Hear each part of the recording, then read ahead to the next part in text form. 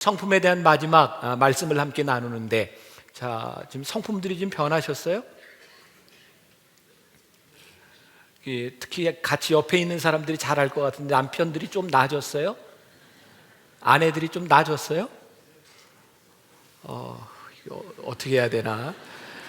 이렇게 몇 달을 설교해도 안 바뀌면 할 수 없죠. 그냥 그렇게 살아요? 오늘 마지막 시간에 우리들이 감사도 우리들의 삶의 성품인데, 감사의 성품을 가지는 것이 우리들에게 얼마나 큰 축복인가. 오늘 또 말씀 가운데 여러분들의 성품이 감사할 수 있는 그런 사람들로 변하는 그런 시간들이 되었으면 좋겠습니다. 저는 성품에 대한 설교를 준비하면서 마지막으로 제가 이런 결론을 가지게 되었어요. 기쁨과 이런 감사를 가지는 사람이야말로 정말 성품이 성숙된 사람이 아니겠는가. 얼마 전 저희 영성훈련 BTD를 갔을 때 다 끝나고 나서 한 분이 그런 간증을 했어요. 집사 된 지가 얼마 안 되는 분이었는데, 이제 평신도로 있을 때 집사가 되기 전에 회사로 문자가 하나 왔대요. 아내한테서 왔는데 이런 문자: 교회에서 당신한테 집사 준대. 한참을 생각하다가 답장을 했대요. 왜? 답이 왔어요. 앞으로 당신 열심히 신앙생활 하라고. 또 한참을 생각하다가 답장을 했대요. 그래. 그리고 오랫동안 이해할 수가 없었대요. 왜 교회에서 나에게 집을 사준다고 했는지. 근데 그분이 영성훈련을 마치고 그런 고백을 했어요. 너무 감사했대요. 그때는 내가 집사가 뭔지도 모르고 집사 되라고 했는데, 그때 하나님께서 하늘나라에 나에게 영적인 집을 마련해 놓으셨구나. 그때의 일이 그렇게 감사하게 느껴지더라는 거예요. 저는 그 이야기를 들으면서, 그래, 우리가 은혜를 받으면 지나갔던 일들이 우리들의 삶의 감사로 고백될 수 있는 거구나. 우리가 은혜를 아는 하나님의 사람이 되면요, 감사하지 못했던 일들이 감사로 바뀌어지게 되고, 우리가 하나님의 은혜를 깨닫는 그 순간부터 하나님의 손길이 우리들 가운데 임하고 있음을 깨닫게 되면서 우리들의 삶에 감사가 찾아오죠. 오늘 본문 말씀을 보니까 감사로 제사를 드리는 자, 그 사람이 하나님을 영화롭게 한다. 성경에 보면 감사라고 하는 단어와 찬양이라고 하는 단어가 동의어로 쓰입니다. 여러분, 감사한다고 하는 것은요, 우리들이 입으로 이렇게 감사한다, 이것으로 끝나는 것이 아니라, 감사할 때 당연하게 우리들의 삶이 하나님 앞에 찬양을 드리게 되어 있어요. 또 오늘 성경에 보면 감사로 제사를 드린다고 하는 말씀과 옳은 길을 행하는 자, 이게 동의어로 쓰여지고 있어요. 감사를 행하는 자가 하나님을 영화롭게 하고, 옳은 길을 행하는 자에게 뭐가 있다고요? 구원이 있대요. 그러면 어떤 등식이 성립할까요? 감사를 행하고 옳은 길을 행하고 그 사람에게 구원이 있다고 하는 말은, 옳은 길을 행해야 구원도 있을 뿐만 아니라 감사하는 자에게 구원이 있다고 하는 말씀입니다.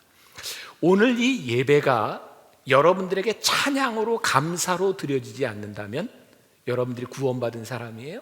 아니요. 우리 심각하게 우리들이 고민해야 될 내용이고, 언제부터인가 여러분들에게 이 마땅한 일에 대한 이 감사가 사라졌다고 하면 우리들의 신앙을 심각하게 점검해 봐야 될 문제입니다. 제가 여기 있는 예배드리는 여러분들과 비교해서 제가 다른 거 나은 건 없는 것 같아요. 그러나 한 가지 제가 분명히 이야기할 수 있는 건, 제 삶에는 참 많은 감사가 있어요. 지나왔던 일도 참 감사하고, 지나온 일에 대한 감사를 하다 보니까 앞으로 살아갈 일에 대한 그 감사가 저에게 있어요. 오늘 여러분들에게 도전하고 싶은 겁니다. 오늘 여러분들에게 이 감사가 성품으로 자리 잡고 있는가?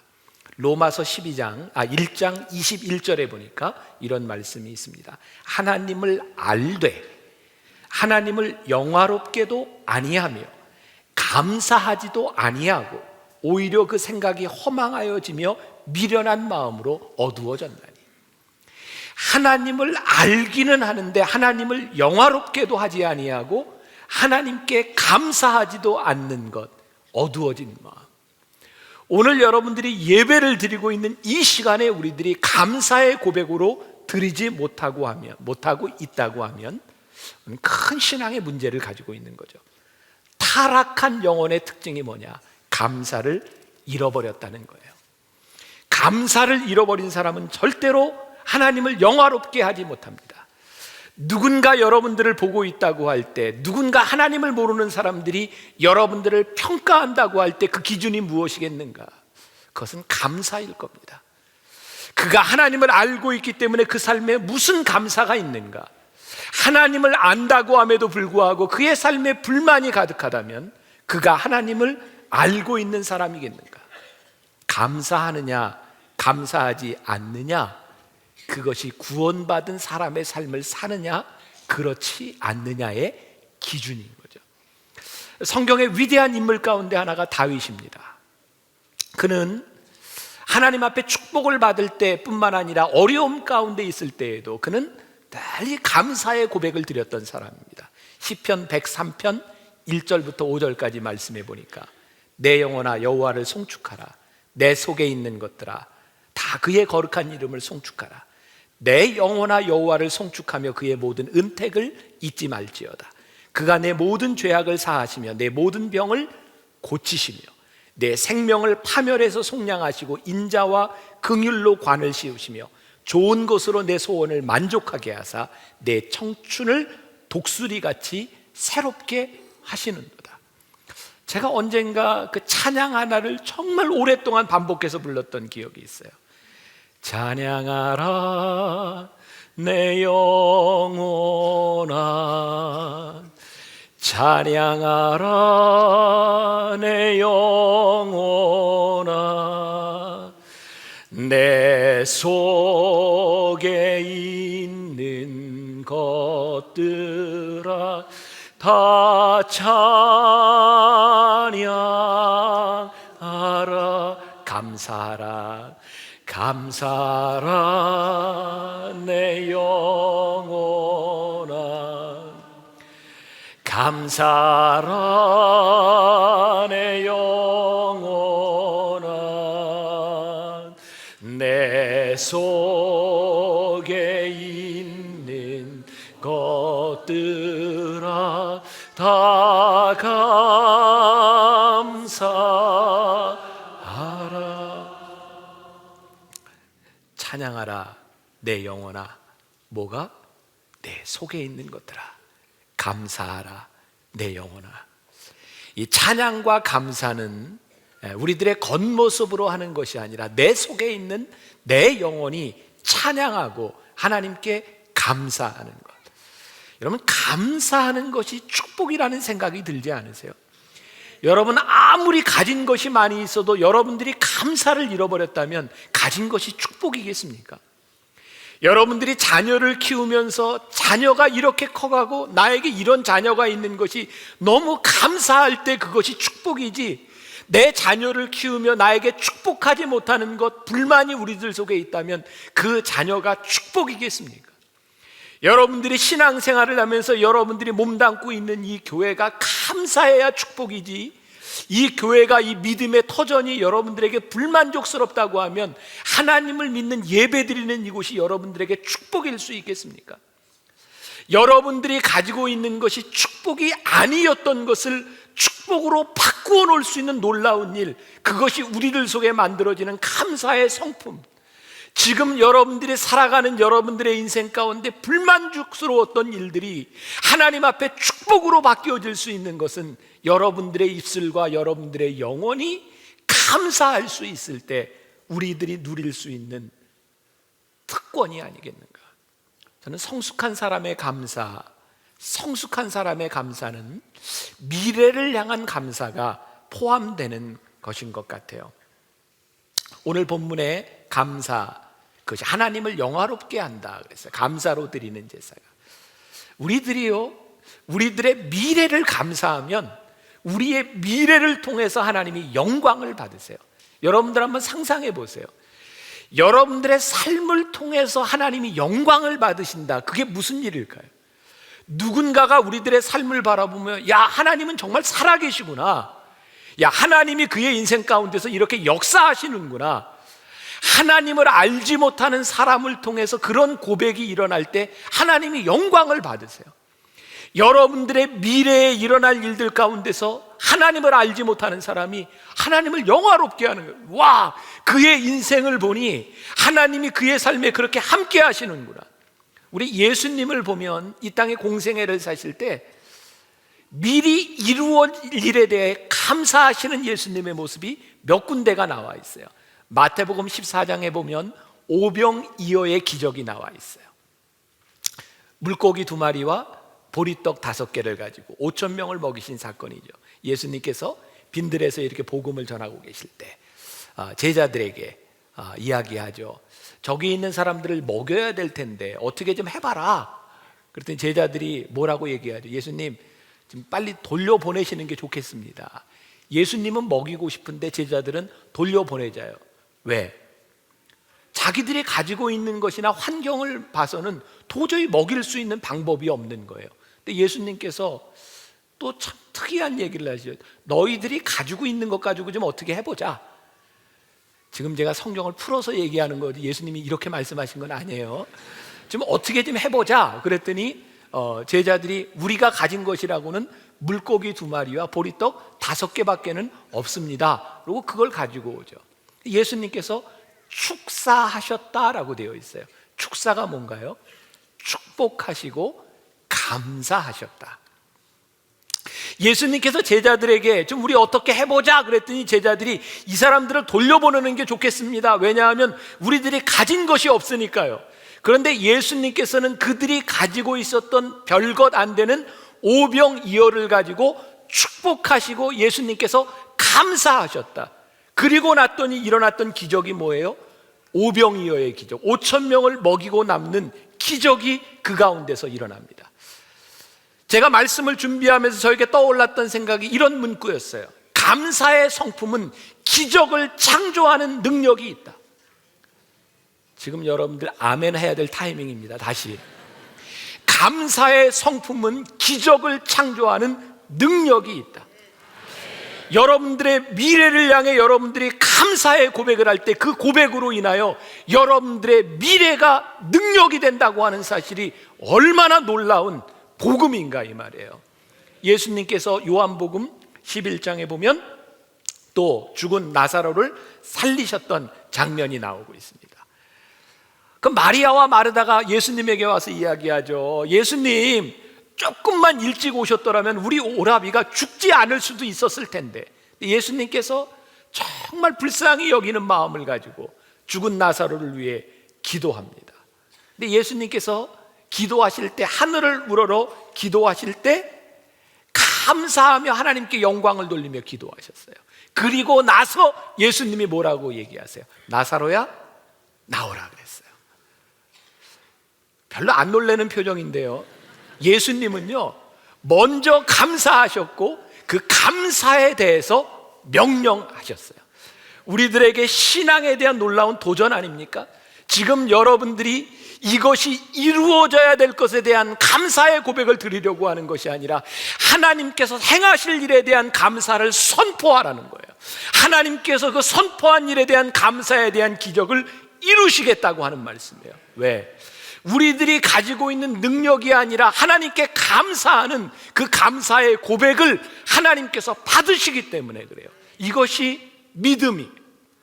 사도행전 3장에 보면 초대교회 성령을 체험했던 제자들이 처음으로 기적을 행하였던 장면이 나오죠. 사도행전 1장부터 10장까지의 베드로와 요한이 성전 미문 앞에 앉아있는 안진뱅이를 보고 그렇게 이야기하죠.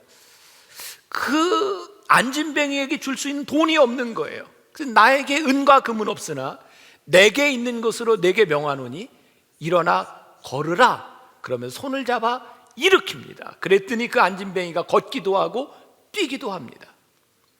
불쌍합니다. 그런데 내가 할 수 있는 일이 없습니다. 그래서 아무것도 하지 않습니다. 이것은 하나님을 믿지 않는 사람들 누구나 할 수 있는 일입니다. 그러나 하나님을 믿는 사람들에게 있는 것이 있습니다.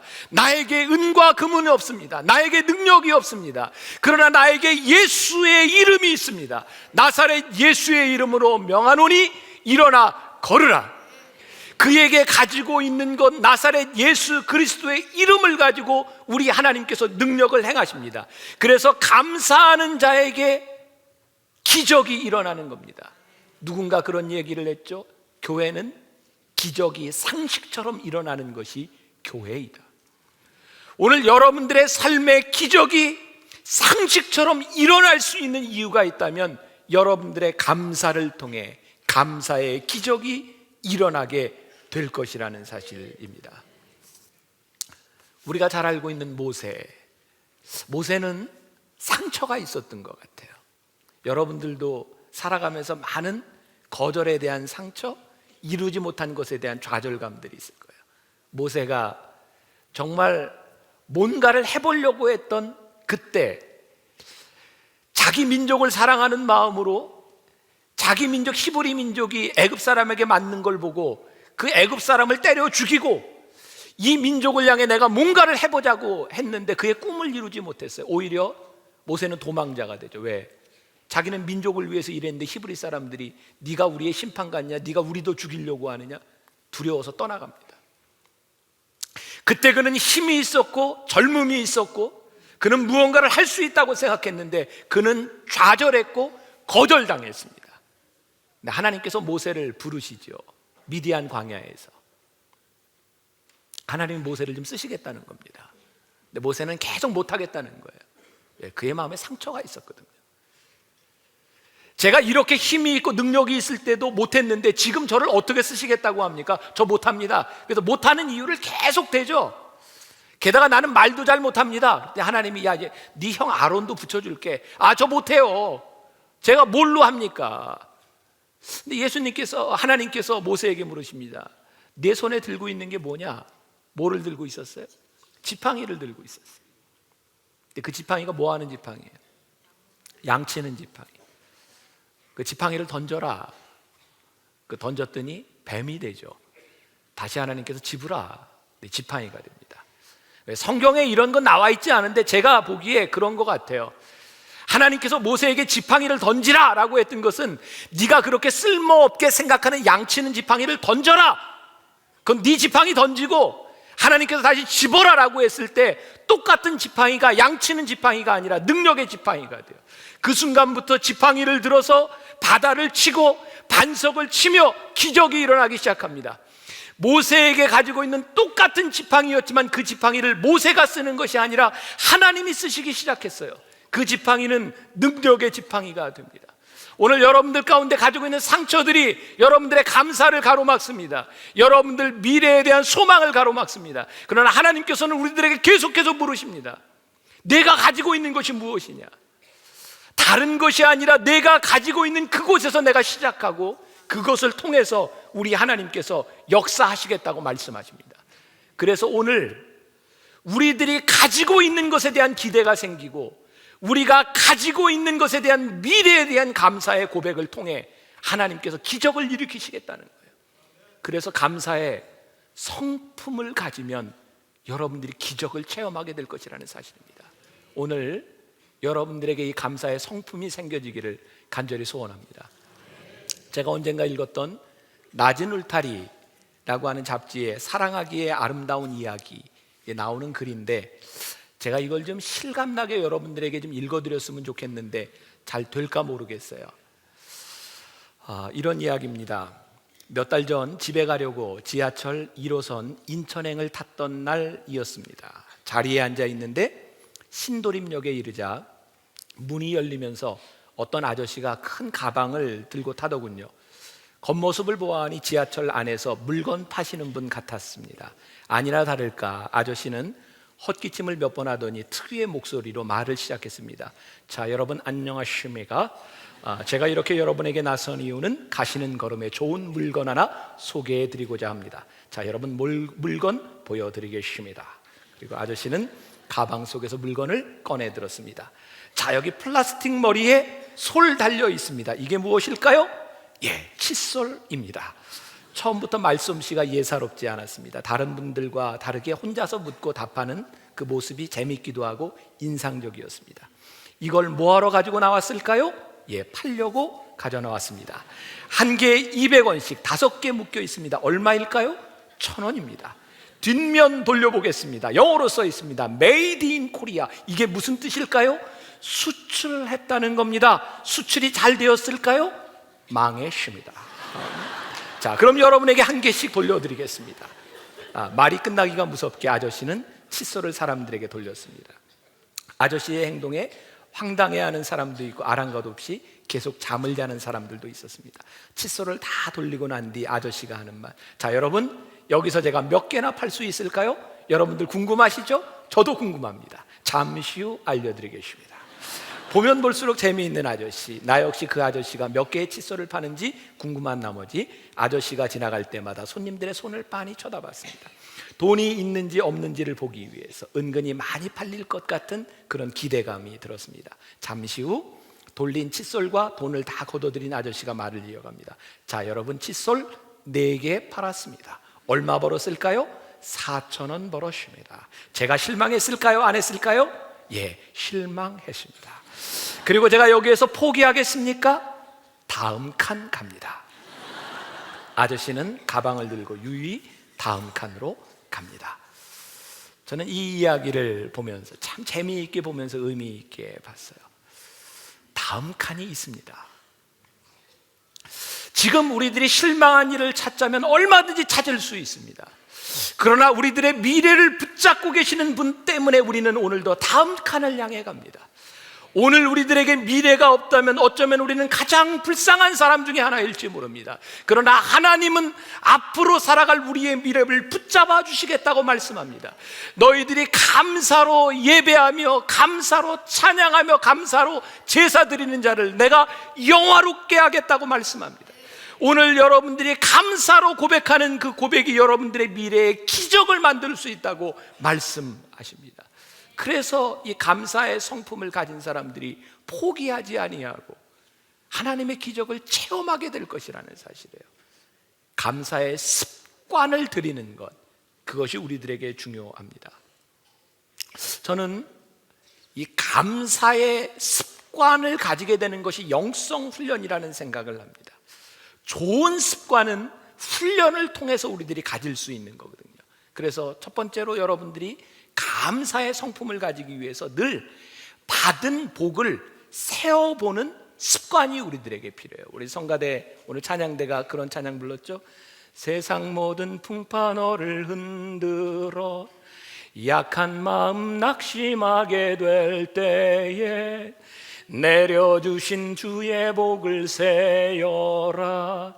주의 크신 복을 내가 알리라. 받은 복을 세어 보아라. 크신 복을 내가 알리라. 크신 복을 세어 보아라. 주의 크신 복을 내가 알리라. 놀라운 일은요, 복을 세어보지 않으면 내가 받은 복이 얼마나 큰지 모른다는 사실입니다. 오늘 여러분들이 받은 복을 세어보면 여러분들의 삶에 감사가 넘치고 받은 복을 셀 수 있는 것이 믿음을 가진 자들의 특권이라니까요. 하나님을 알지 못하는 자들은 복을 세지 못합니다. 그들의 삶에 불평과 불만이 있습니다. 받은 복을 세는 것이 하나님을 칭송하는 것이라는 것을 아십니까? 다른 표현으로 얘기하면 우리들이 감사할 때 하나님을 칭찬하는 거예요. 왜?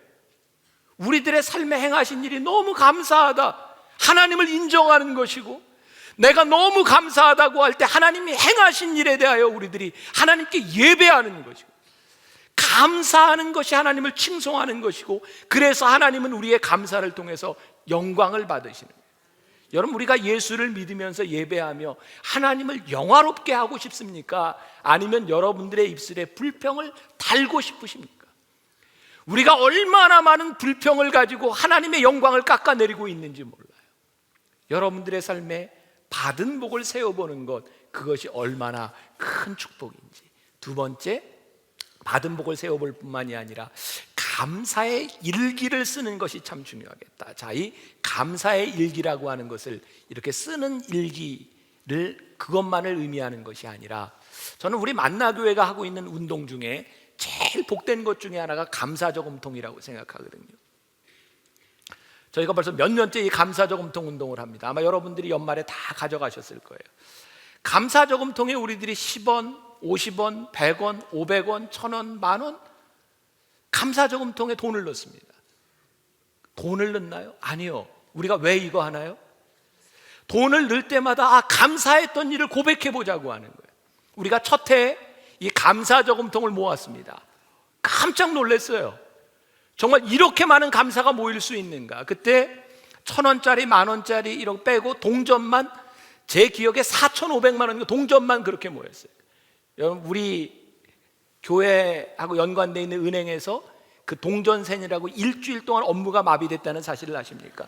동전세는 기계 다 망가지고요, 4천만 원이 넘는 돈을 동전 기계로, 동전으로 쓰는 게 얼마나 많은 양인지 아십니까? 근데 제가 정말 놀랍고 감사했던 일은 그 감사의 씨앗들, 이 감사를 우리들이 이렇게 돕는 일에 쓰고 또 필요한 곳에 썼는데, 몇 년 전 당시 고등학생이었던 우리 교회 학생 하나가 발레를 하는데 어머니와 함께 살아가면서 좀 그때 형편이 어려웠었어요. 그때 그 감사저금통을 가지고 그 아이를 콩쿠르에 나가게 하고 하는데 좀 도왔었는데, 작년 올해 그 우리 청년이 발레리노 주역을 맡았잖아요. 작년에 호두깎이 인형, 올해 디젤. 제가 태어나서 그 발레를 보면서 정말 그 화려한 무대나 예쁜 여자들 하나도 눈에 안 들어오고요, 다 우리 청년 하나만 끝날 때까지 보이는 거예요. 하나님 정말 감사합니다. 신문에 보니까 우리나라에서 제일 큰 발레리노입니다. 키가 1m 96이에요. 중학교 시절에 여기서 한번 발레를 한 적이 있는데 그때하고는 지금 확 다를 거예요. 언제 한번 예배 시간에 좋은 찬양을 가지고 한번 했으면 좋겠는데, 그 친구를 보면 이게 만화에 나오는 그 얼굴은 조망만한데 196에 늘씬한 그 친구를 보면 정말 감사한 거예요. 감사를 낳는 일, 우리들이 감사의 일기를 적으면서 우리들이 하나님 앞에 감사할 수 있을 때 감사가 창조해낼 수 있는 기적. 이번에 성지순례를 갔다 오면서 거의 마무리됐을 시점에 제가 버스 안에서 교인들에게 그런 얘기했어요. 우리가 이제 공동 경비도 이제 필요하고 뭐 음료수도 사 먹고 이러니까 누구 한 사람 내기가 그렇잖아요. 그래서 제가 룰을 만들었어요. 이렇게 노래를 이렇게 불러서 못 부르는 사람은 벌금으로 내고, 잘 부르는 사람은 감사해서 내고. 그래서 이제 계속 이제 10유로씩 이렇게 모아갔는데, 이제 마지막에는 그동안 성지순례를 하면서 있었던 선행과 악행, 이런 것들을 한번 이야기해 봅시다. 그랬더니 선행을 이야기하는 분도 있고 악행을 고발하는 분들도 있었어요. 그래서 선행을 이제 하는 분들에게는 상금으로 주고, 악행으로 고발당한 사람에게는 또 벌금을 받고, 그래서 막 이제 그렇게 지나가는데 어떤 분이 얘기를 하는 거예요. 우리 남편 얘기인데요, 우리 남편이 얼마나 자면서 코를 고는지, 아무튼 성지순례 하는 동안 잠을 못 자게 하는 악행을 저질렀습니다. 그래서 제가 벌금을 받았죠. 근데 이제 우리가 배를 타고 갈 때는 남자들끼리 여러 사람이 이제 잤었는데, 그 코를 고는 악행 속에서도 한마디도 불평을 하지 않은 사람이 있는 거예요. 그래서 그분들한테 선행을 했다고 제가 또 상금을 줬어요. 이렇게 불평도 하지 아니하고. 그러면서부터 이제 하나하나 나오기 시작하는데, 다니면서 이렇게 충전기를 가지고 가지 않았는데 빌려준 사람, 춥다고 옷을 빌려준 사람, 그러면서 그 버스 안에서 한 사람 한 사람 선한 일들을 이야기하기 시작하는 거예요. 제가 그때 그런 생각을 했어요. 그래, 우리들 주변에 이렇게 좋은 일들이 많이 있는데, 생각해보면 찾아내려고 하면 이렇게 좋은 일들이 많이 있는데, 우리들이 그것들을 보지 않으려고 하고 생각하지 않으려고 하기 때문에 우리들 속에 감사를 잃어버리고 사는 거예요. 오늘 여러분들이 예배를 마치고 나가면서, 지금 이 시간 여러분들의 삶에 감사의 일기들을, 감사의 리스트들을 여러분들이 만들어 보세요. 감사가 기적을 만들어냅니다. 마지막으로 여러분들에게 부탁드리고 싶다면, 범사에 감사할 수 있도록 여러분들이 훈련하라는 겁니다. 범사에 감사하는 것, 이거 보통 어려운 일이 아닙니다. 근데 우리들이 범사에 감사하기 위해서는요, 무엇이 필요한지 아세요? 우리의 결심이 필요합니다. 내가 감사하기로 작정해야 합니다. 감사는 우리들의 삶에 일어나고 있는 일들의 이해로 되어지는 것이 아니라 우리들의 삶의 결단으로 이루어지는 것이 감사입니다. 저는 영성훈련이 무엇인가? 우리의 생각을 바꾸는 일이라고 생각해요. 영성훈련을 통해서 하나님의 생각이 우리들에게 들어오기 시작하면 염려가 기도로 바뀌고 영적인 사람이 되면 기도하며 감사할 수 있는 일들이 일어나는 거예요. 빌립보서 4장 6절부터 7절까지에 아무것도 염려하지 말고 다만 모든 일에 기도와 간구로 너희 구할 것을 감사함으로 하나님께 아뢰라. 그리하면 모든 지각에 뛰어난 하나님의 평강이 그리스도 예수 안에서 너희 마음과 생각을 지키시리라. 그리스도의 생각이, 그리스도의 평강이 지금 없는 것이 아니에요. 우리가 염려하지 않기로 작정하며 감사로 결심하기 시작하는 그 순간 그리스도의 평강이 우리들 가운데 찾아온다고 하는 말씀이에요. 그러니까 여러분들이 마음의 결단, 내가 감사하기로 작정하는 것, 이것이 감사의 성품을 만들어가는 길이다. 근육은요, 쓰는 근육이 나옵니다. 제가 이번에 이태리, 로마 이렇게 지나가면서 그리스 사람들 보니까 어쩌면 그렇게 배가 이렇게 볼록 나왔어요. 팔도 길고 다리도 긴데 옆에서 보면 배가 이렇게 나왔어요. 저 사람들이 왜 저렇게 배가 나왔을까? 근데 제가 거기 있는 어떤 집사님한테 물어보니까 이 사람들 식습관이요, 대개 저녁을 9시부터 먹는다 그러더라고요. 그리고 밤 11시까지 먹고 아침에 출근해야 되니까 바로 자는 게 습관이에요. 저게 그 배구나. 나올 수밖에 없겠더라고요. 여러분, 제가 언젠가도 그런 얘기했죠. 나는 물만 먹어도 살쪄. 이거 순 거짓말이라고. 왜? 먹으니까 찌는 거예요. 맞죠? 여러분, 우리들이 무엇을 쓰고 무엇을 생각하느냐가 우리를 만들어줍니다. 우리 신앙인의 영성훈련은요, 감사를 고백하면서 감사의 근육이 생겨야 돼요. 감사의 근육이 우리들에게 나와야 돼요. 저 사람은 감사하는 사람이구나. 우리의 감사의 근육이 만들어지기 시작할 때 그것이 성품이 되는 거예요. 그런 얘기 많이 하죠. 사람들이 이렇게 배 나온 걸 보면 그게 뭐 인격이라고. 감사가 그런 것 같아요. 여러분들의 삶에 감사가 인격이 되고 여러분들의 성품이 되고 그 성품이 기적을 창조해내고, 오늘 이 성품 설교 마지막 마무리하는 이 시간, 여러분들에게 가장 복된 성품이 감사임을 기억하면서 오늘 이 예배당을 나가면서부터 여러분들이 살아가는 삶의 순간순간마다 감사가 고백되고 그 감사로 인하여 기적을 창조하는 여러분들이 되시기를 주님의 이름으로 간절히 축원합니다. 아마 여러분들 중에 이미 다녀오신 분들도 있겠고 또 이제 가정으로 들어갈 분도 있으실 텐데, 제가 일부 예배 때는 그 글을 좀 읽어드렸는데, 요번에 고창에서, 고창이 전남인가요? 네, 전북, 예, 고창에서 이렇게 변화산 예배를 드리고 저한테 이렇게 메일을 보냈어요. 하루도 안 빠졌으니까 매달 찾으러 일단 12시 예배 때 오신대요. 그래서 같이 거창 주민들 예배 드린 것까지 챙겨서 가겠다고, 12시 예배에 오겠다고 해서 제가 잘 챙겨놓으라고 이야기를 했는데, 오늘 제가 보니까 한 반 정도 아마 예배 드리러 또 고향으로 이제 다른 데 가서 예배 드리는 분들이 참 많이 있을 것 같은데, 또 인터넷으로 또 여러 가지 사정으로 이 시간에 함께 예배 드릴 분들이 있을 거예요.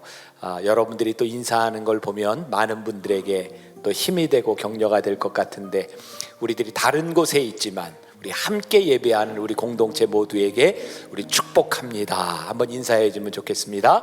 축복합니다. 네.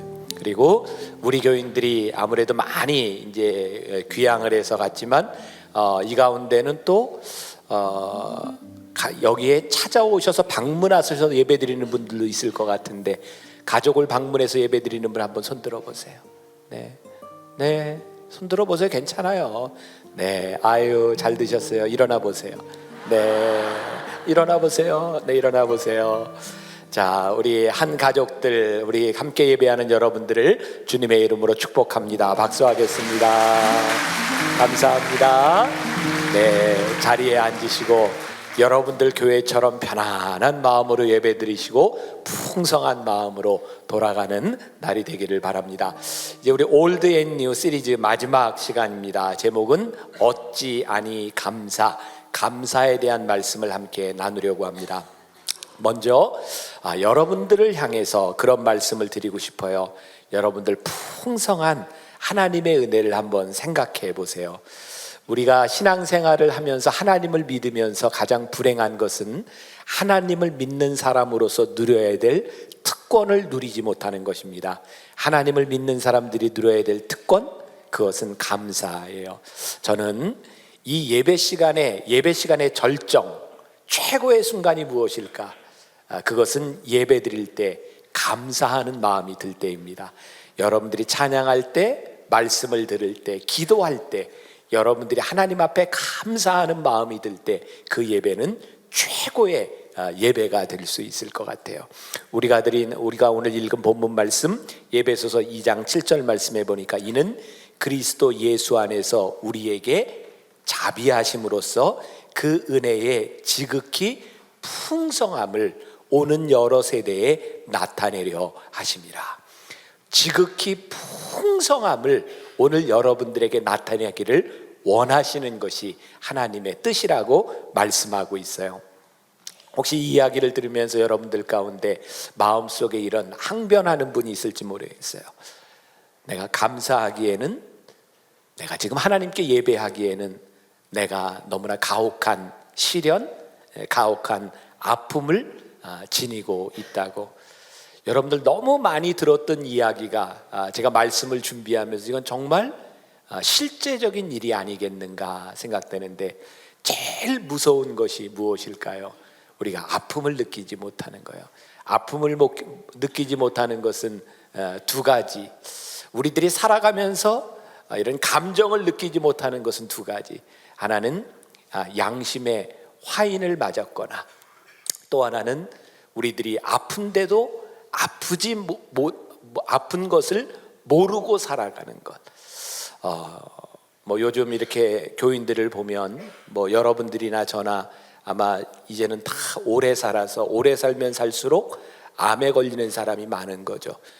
몇 년 전까지만 해도 5명 중에 하나 이렇게 암에 걸린다고 했는데 요즘은 3명꼴로 하나 이렇게 암에 걸리죠. 그리고 한 줄에 알린 사람 중에 2명은 암에 걸려요. 한번 보세요. 누가 암에 걸리게 생겼나? 여러분, 이게 무서운 얘기가 아니라 당연한 얘기예요. 여러분들도 저도 여기에서 벗어날 수 없어요. 그런데 제일 무서운 암이 무엇인가? 아픈 것을 느끼지 못하고 어느 날 아픈 것을 알았을 땐 손댈 수 없는 암. 그게 제일 무서워요.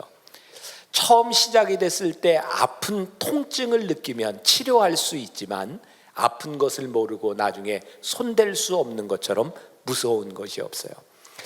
우리들이 하나님 앞에 지극히 풍성한 은혜를 느낄 수 있는 것 중에 하나, 여러분들이 나는 많이 아파요, 힘들어요 라고 항변할 수 있는 그것이 사실은 하나님의 은혜를 입을 수 있는 큰 은혜의 순간이라고 하는 것.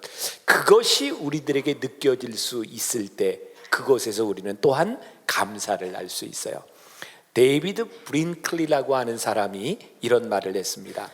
하나님은 가끔 빵 대신 벽돌을 던져주시는데 어떤 사람은 원망하면서 그 벽돌을 차다가 발가락 하나가 더 부러지기도 하고, 어떤 사람은 그 벽돌을 주춧돌로 삼아 기막힌 집을 짓기도 합니다.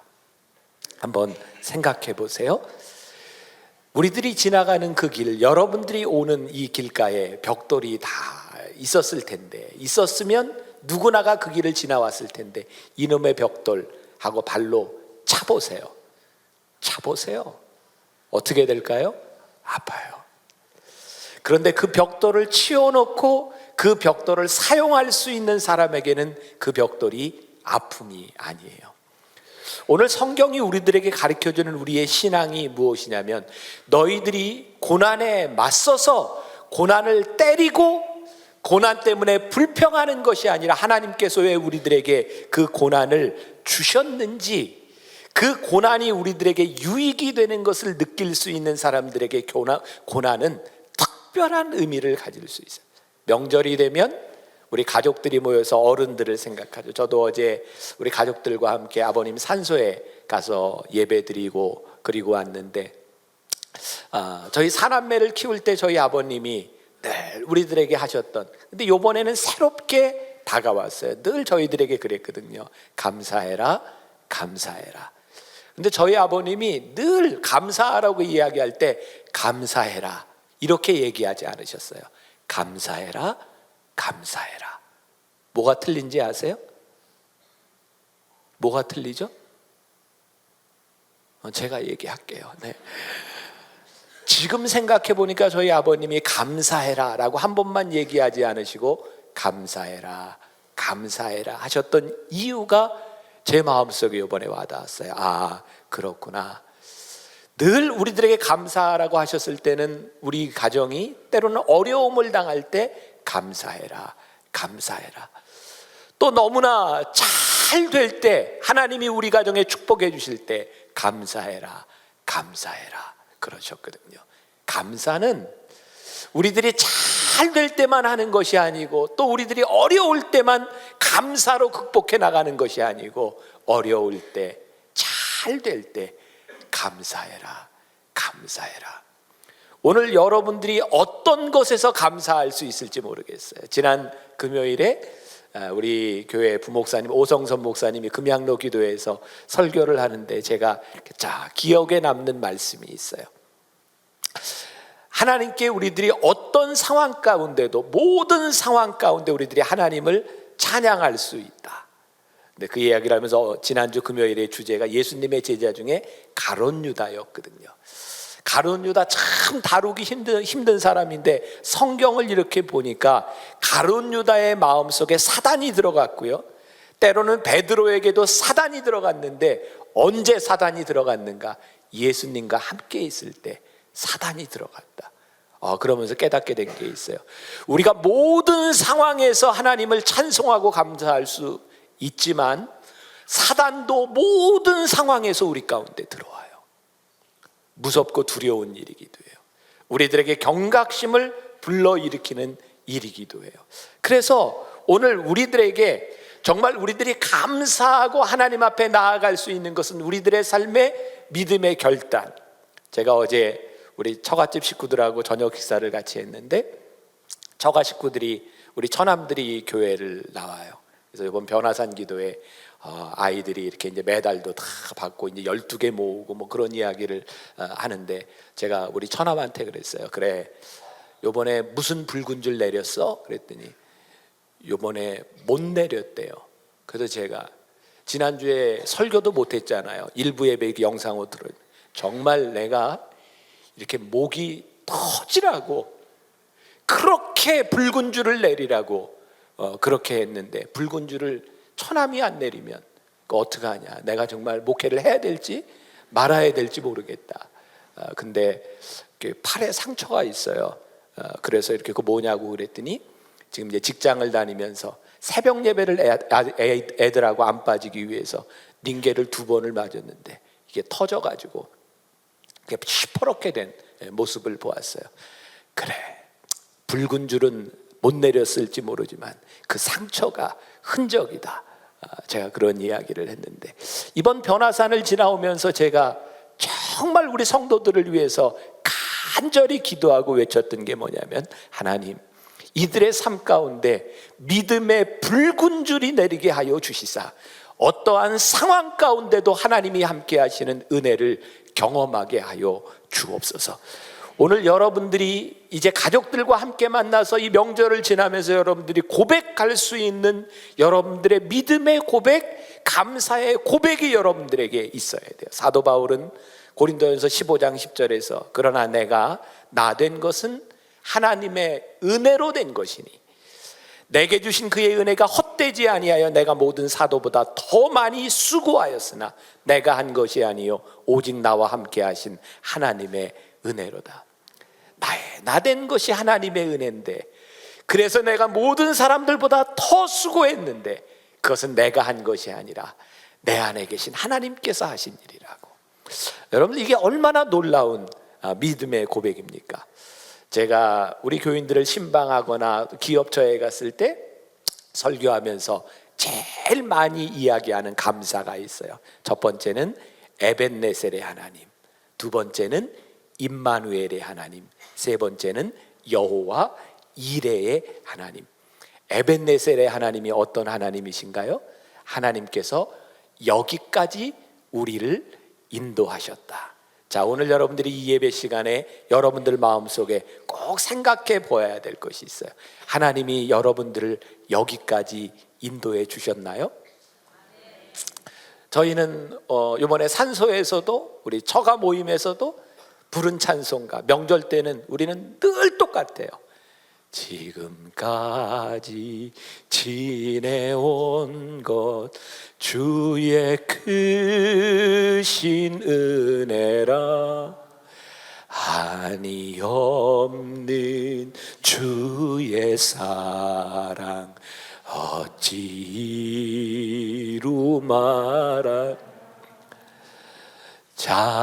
자나깨나 주의 손 항상 살펴주시고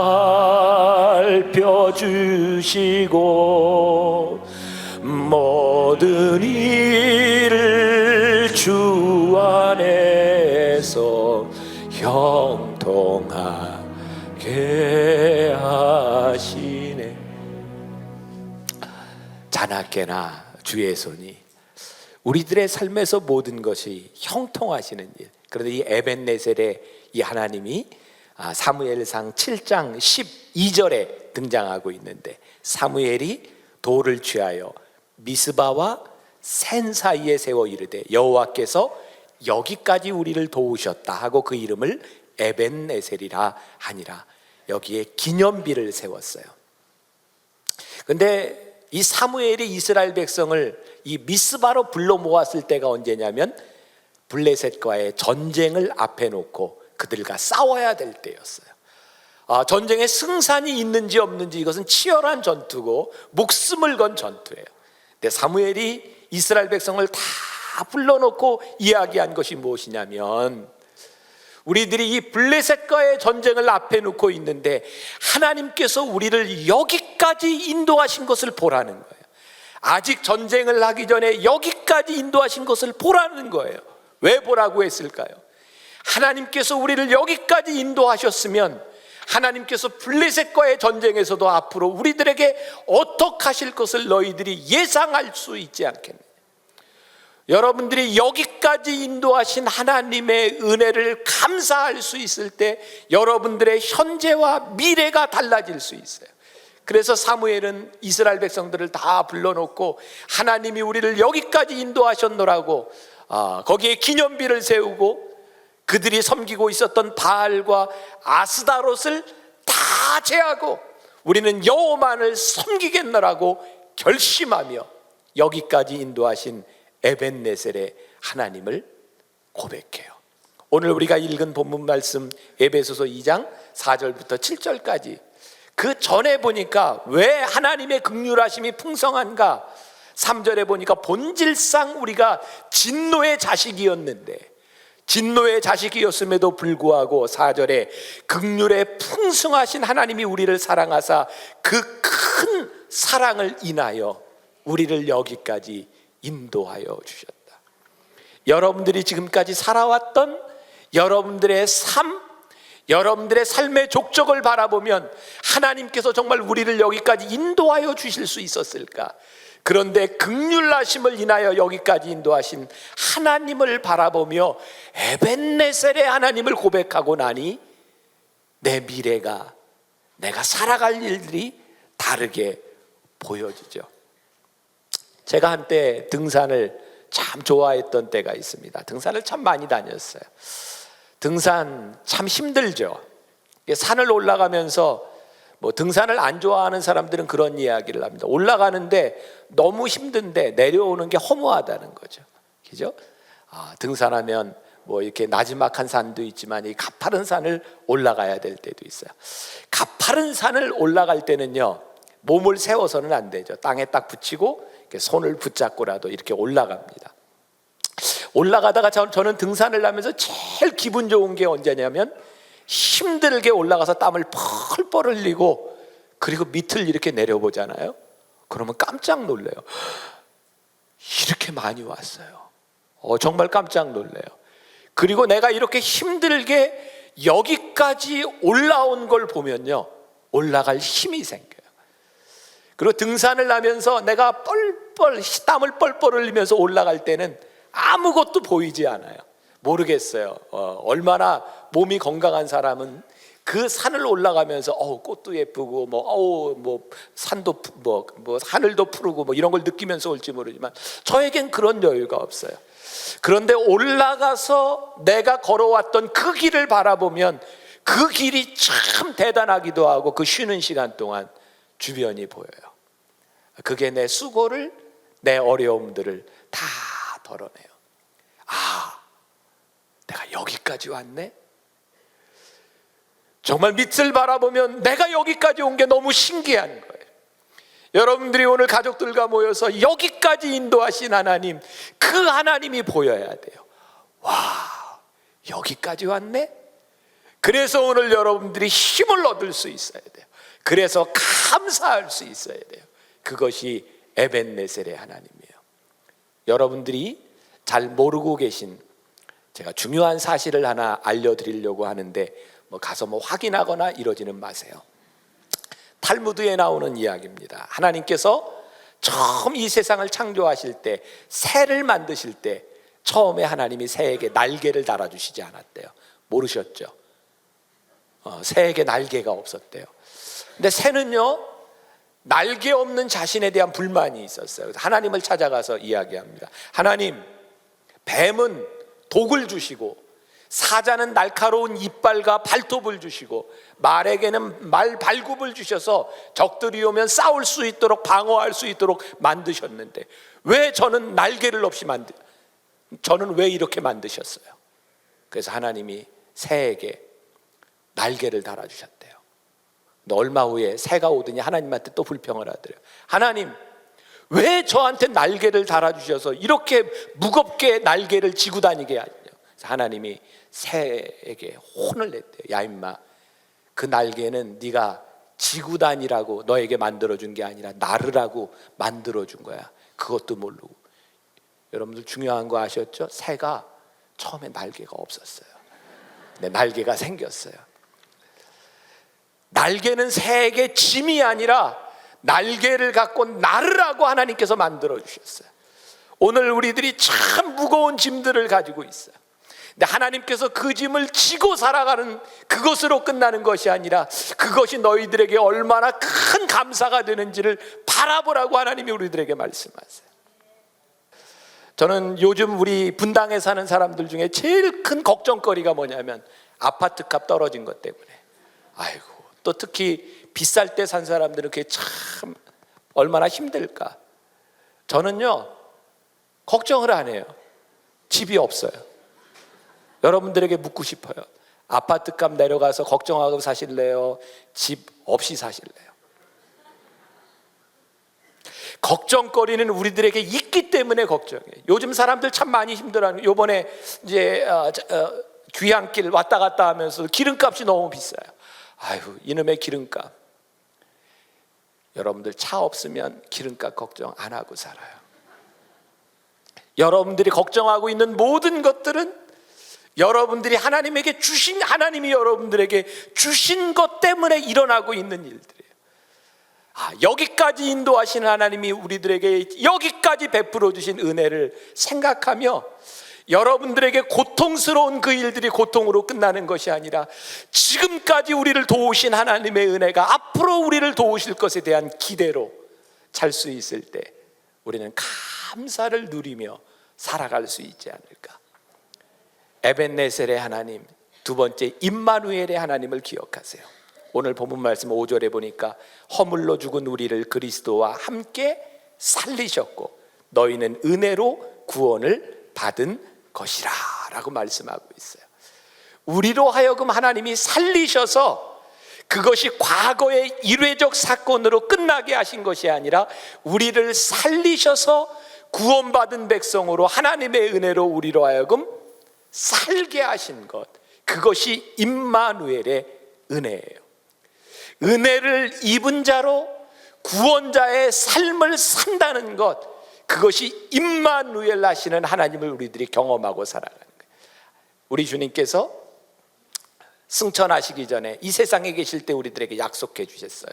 보혜사 성령님을, 우리를 도우시는 성령님, 내가 떠나가지만 그 성령의 보혜사 성령님이 우리와 함께 하셔서 모든 것을 생각나게 하시고 모든 것을 가르치시고 우리들이 행할 모든 것을 보이시라고 말씀하셨어요.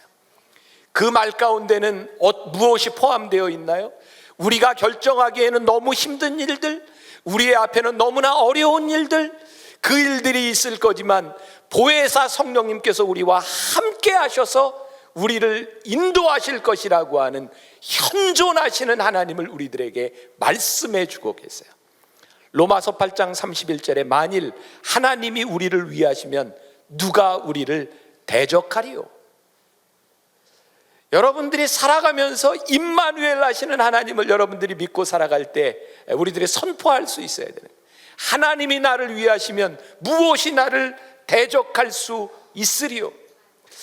우리의 부모님도 때때는 힘들고 버겁고 나를 배신하는 것 같고, 우리의 형제 자매도 나에게 만족을 주지 못하고 나에게 상처를 주고, 내 사업도 내 맘대로 되지 아니하고 이 모든 것들이 나를 배신한 것 같을 때 하나님께서 우리를 위하시면 누가 우리를 대적할 수 있으리요?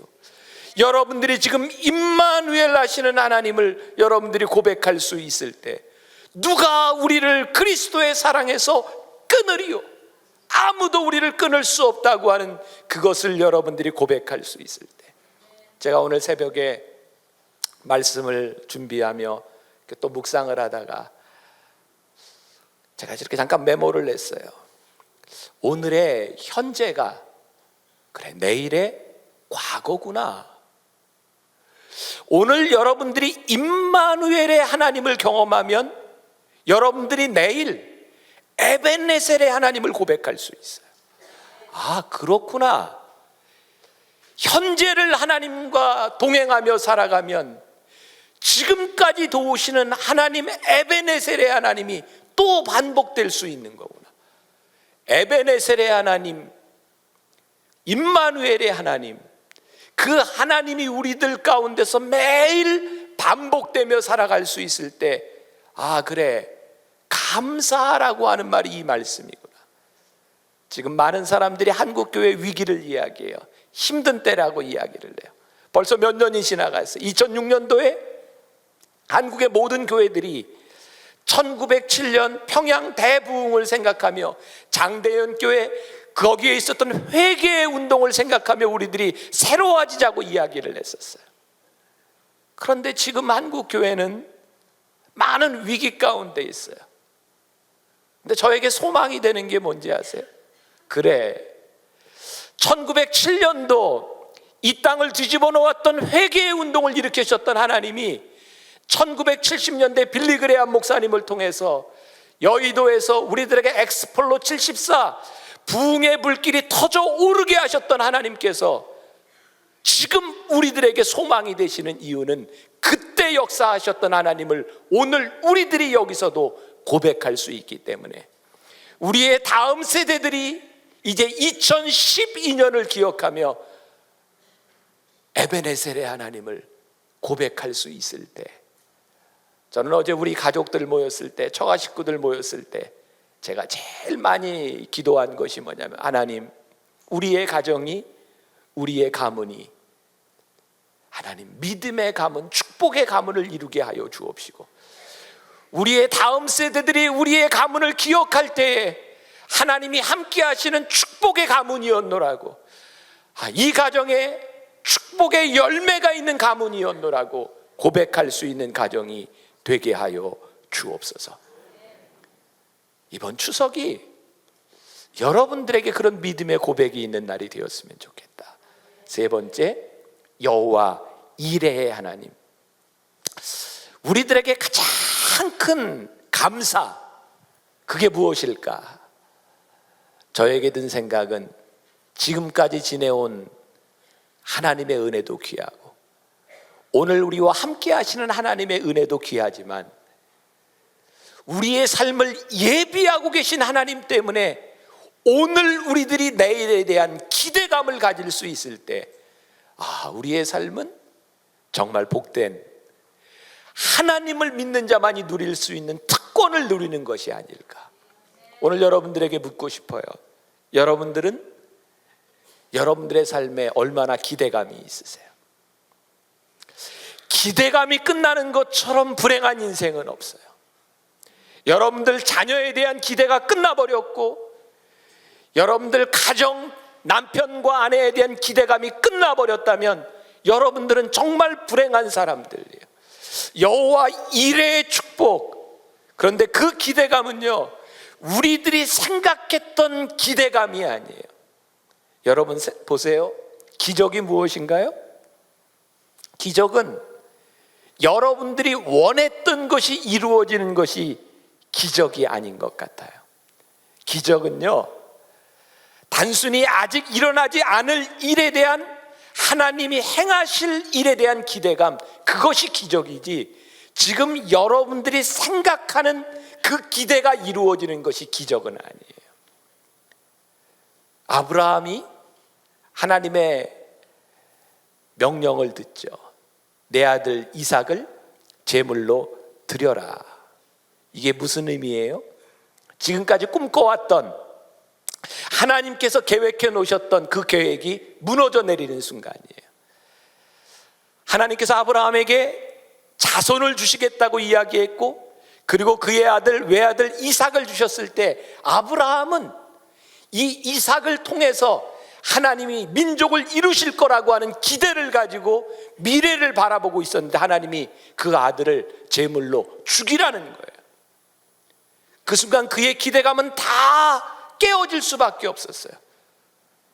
아니, 하나님의 방법이 더 이상 워킹하지 않는 것 아닙니까? 하나님, 모든 것이, 하나님의 약속이 파기되는 것이 아닙니까? 아브라함이 순종하죠. 그리고 유명한 사건이 일어났어요. 아브라함이 칼을 들었을 때 하나님께서 아브라함아, 아브라함아 부르시고 아들에게 손을 대지 말라. 저기 숫 양 준비해 놓았다. 그 여호와 이레잖아요. 여러분, 아브라함이 칼을 들었기 때문에 하나님이 그걸 보시고 숫 양을 준비하셨습니까? 아니면 이미 칼을 들기 전에 숫 양이 거기 있었습니까? 칼을 들기 전에 숫 양이 준비되어 있었어요. 여호와 이레의 축복은요, 우리들이 하나님 앞에 순종하지 않는 한 절대로 경험되지 않는 겁니다. 우리가 생각했던 방법이 그대로 되지 않으면 우리는 실패자라고 생각할 때 여호와 이레의 축복은 절대로 우리들에게 오는 것이 아닙니다. 하나님은 이미 여호와 이레의 축복을 우리들에게 주셨어요. 저는 우리 신앙인의 특권, 우리들이 누릴 수 있는 가장 큰 감사, 하나님이 이미 우리를 위해 준비해 놓으신 여호와 이레의 축복을 우리들의 삶에서 경험할 때 그 경험들이 우리로 하여금 또 에베네셀, 임마누엘, 여호와 이레의 축복을 경험하게 하는 것이 아닐까. 제가 조금 어려운 이야기가 될지 모르지만 여러분들에게 기대를 가지라고 하면서 여러분들의 기대를 버리라고 얘기하고 싶은데 그게 무슨 의미일까요? 여러분들의 기대를 버리지만 여러분들을 향한 하나님의 기대를 놓지 말라는 거예요. 오늘도 이제 여러분들 가정을 만나고 여러분들이 여러 가지 이야기를 나눌 때 여러분들의 뜻대로 되지 않는 것에 대해서 실망하지 말라는 거예요. 왜? 여러분들이 기대했던 것을 채우시는 하나님이 아니라 하나님의 기대를 채우시기를 원하시는 분이기 때문에 모든 상황 가운데서 여러분들이 순종하시라는 거예요. 하나님의 말씀에 비추어서 여러분들이 붉은 줄을 내리고 여러분들이 순종하여서 그때 하나님이 여호와 이레의 축복을 이렇게 준비하셨구나. 기적이 무엇인지를 분별할 수 있으면 좋겠어요. 여러분들 오늘 주보에 책을 하나 소개해 드렸어요. 예수와 함께한 저녁 식사, 데이비드 그레고리가 쓴 책입니다.